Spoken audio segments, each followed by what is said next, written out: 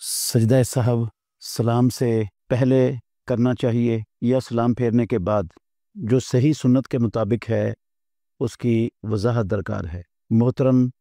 ناظرین کرام، سجدہ سہو ان دو سجدوں کو کہتے ہیں جو نماز میں کسی خرابی یا خلل کی تلافی کے لیے کیے جاتے ہیں۔ رسول مکرم صلی اللہ علیہ وآلہ وسلم سے 6 صورتیں صحیح بخاری، مسلم اور دوسری احادیث کے اندر ملتی ہیں جہاں سجدہ سہو آپ صلی اللہ علیہ وسلم نے کیا ہے۔ تو پہلے میں وہ 6 صورتیں بتاتا ہوں۔ امام الانبیاء محمد الرسول اللہ صلی اللہ علیہ وسلم سے بھول کی صورت میں سجدہ سہو آپ نے کیا ہے، اور پھر میں انشاءاللہ مسئلے کی جو اصل خلاصہ ہے وہ آپ کے سامنے رکھوں گا۔ صحیح بخاری شریف کے اندر ہے، یہ پہلی صورت ہے کہ رسول مکرم صلی اللہ علیہ وسلم 2 رکعتوں کے بعد تشہد بیٹھنا تھا، آپ کھڑے ہو گئے، تشہد نہیں بیٹھے تیسری رکعت کے لیے، تو یہ تشہد رہ گیا درمیان والا۔ ظہر یا عصر کی نماز تھی، تو رسول اللہ صلی اللہ علیہ وسلم نے پھر اپنی نماز کو مکمل کیا۔ سلام پھیرنے سے پہلے 2 سجدے کیے اور دوسرے سجدے سے اٹھ کر فوراً سلام پھیر دیا۔ یہ حدیث عبداللہ بن بحینہ رضی اللہ عنہ کی صحیح بخاری میں ہے، 1225 نمبر پر آپ اس حدیث کو دیکھ سکتے ہیں۔ دوسری صورت، رسول مکرم صلی اللہ علیہ وسلم نے 4 رکعت والی نماز شروع کی، تو 2 رکعت کے بعد آپ صلی اللہ علیہ وسلم نے سلام پھیر دیا۔ ذوالیدین کے آپ کو توجہ دلانے پر، سوال کرنے پر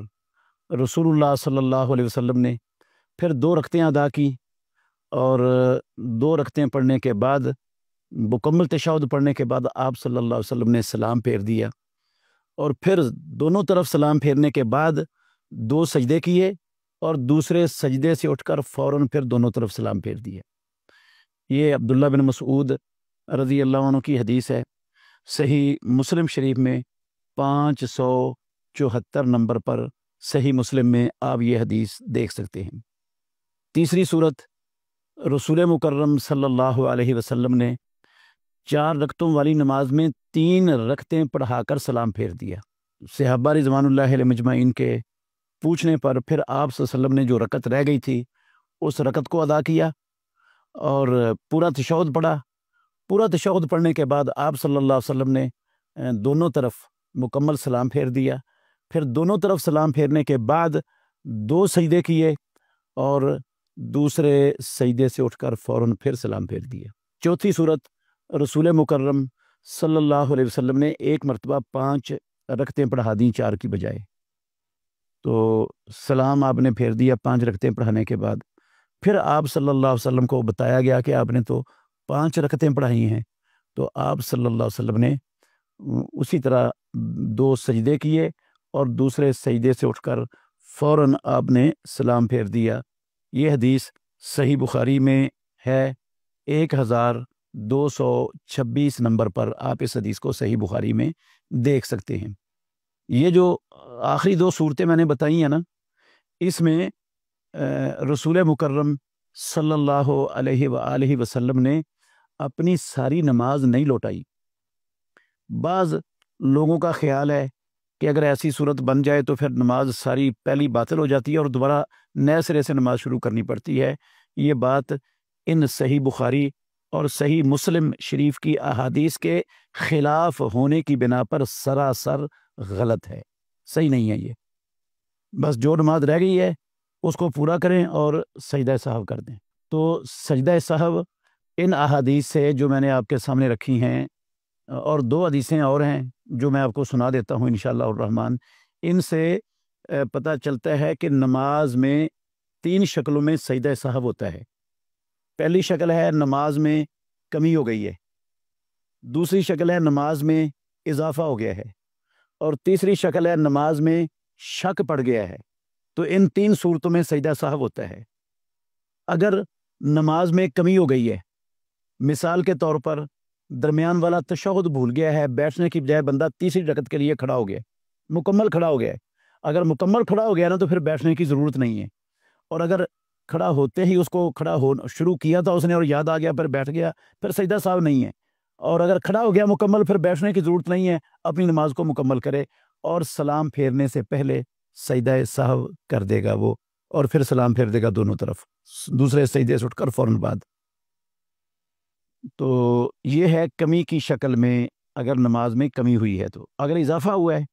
جس طرح اس کی مثال ہے 5 رکعتیں پڑھا دی ہیں امام نے، یا بندے نے 5 رکعتیں پڑھ لی ہیں، یا 4 رکعتوں والی نماز کے اندر 2 کے بعد سلام پھیر دیا ہے، اس میں بھی اضافے، یہ بھی اضافے کی شکل ہے، کیونکہ سلام ایک تھا اور اس میں 2 سلام ہو گئے ہیں، تو اضافے کی شکل میں جو سجدہ سہو ہوتا ہے وہ پوری نماز مکمل کرنے کے بعد، پورا تشہد پڑھنے کے بعد دونوں طرف سلام پھیر دیا جاتا ہے، اور دونوں طرف سلام پھیرنے کے بعد پھر 2 سجدے کیے جاتے ہیں سہو کے، اور دوسرے سجدے سے اٹھنے کے بعد فوراً پھر سلام پھیر دیا جاتا ہے، یہ اضافے کی شکل میں ہے۔ اور اگر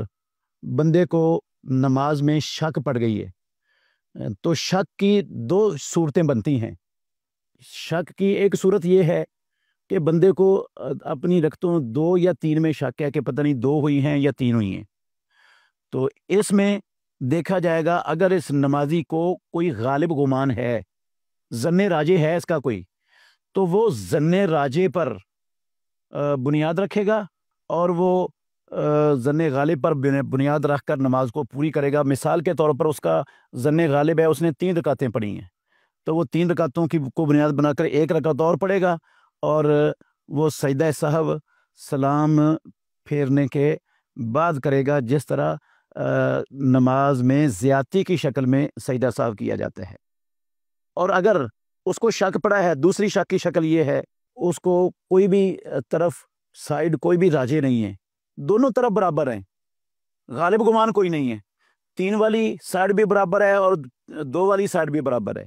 تو پھر جو یقینی ہے نا، امام الانبیاء نے فرمایا پھر بندہ یقینی چیز پر بنیاد رکھے گا، اور یقینی کیا ہوگی؟ یقینی جو کم ہے وہ یقینی ہے، 2-3 میں شک ہے تو جو 2 ہیں وہ یقینی ہے، 2 کو بنیاد بنا کر وہ اپنی نماز کو پوری کرے گا، 2 رکعتیں مزید پڑھے گا، اور سلام پھیرنے سے پہلے جس طرح کمی کی شکل میں سجدہ سہو ہوتا ہے اس میں سجدہ سہو کر دے گا۔